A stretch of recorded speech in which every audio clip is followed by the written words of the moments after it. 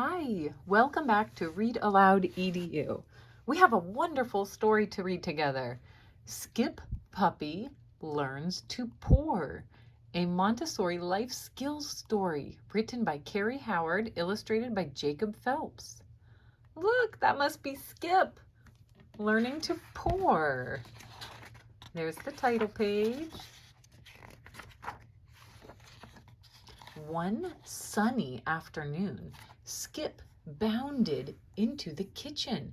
He saw cookie dough pouring water into a bowl. There's cookie dough pouring, and Skip is curious. Skip was small, but he knew that even little puppies could help in big ways. Today, he wanted to learn how to pour. Skip, would you like to learn how to pour? Asked Cookie Dough. Sure, Skip said excitedly. Cookie Dough filled a small pitcher with beans. Oh, what a nice idea.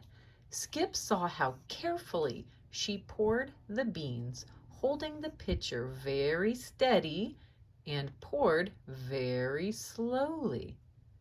See, Skip? Steady and slowly. Now it was Skip's turn. The pitcher felt heavy in his paws, but he was determined to do it. I know I can do it.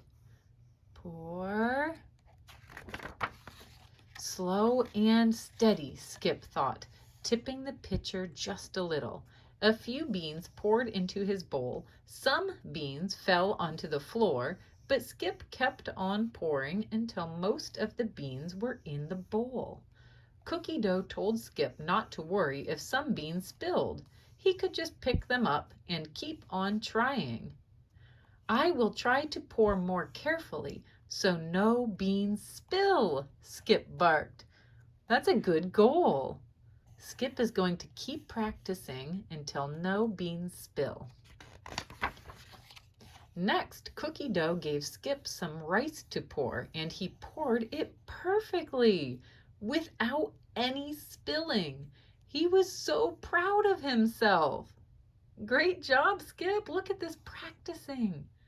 I don't see one grain of rice on the table. Well done. Next, Skip wanted to pour some water for his friend Pickle's cat. Would you like some water? Skip asked. Yes, please, meowed Pickles. Skip carefully lifted the pitcher again. He was getting better at it. Look, he's pouring water in the bowl for Pickles. I don't think he spilled one drop. The water went into Pickles' bowl without spilling. Skip wagged his tail. I did it, he barked. Look how proud all the animals are. Later that day, Skip tried pouring from a bigger pitcher. It was much heavier than the small one. Slow and steady. Skip's paws wobbled a little, but he held the pitcher steady and poured very carefully. Biscuit Bunny watched patiently. Wow! Skip was so proud that he could pour water without spilling. He even practiced with his friend Biscuit Bunny, who needed a drink of water too. What a nice helper! Getting water for the friends. Skip learned that when he poured, it helped to keep the pitcher level so the water didn't splash out. Just hold it level in this one spot, tip gently, and pour. Great job! I'm getting so good at this, Skip thought. I can pour water for everyone. Way to go! The next day, Skip helped Cookie Dough pour some juice into a glass. It was a big glass, but Skip did it with care.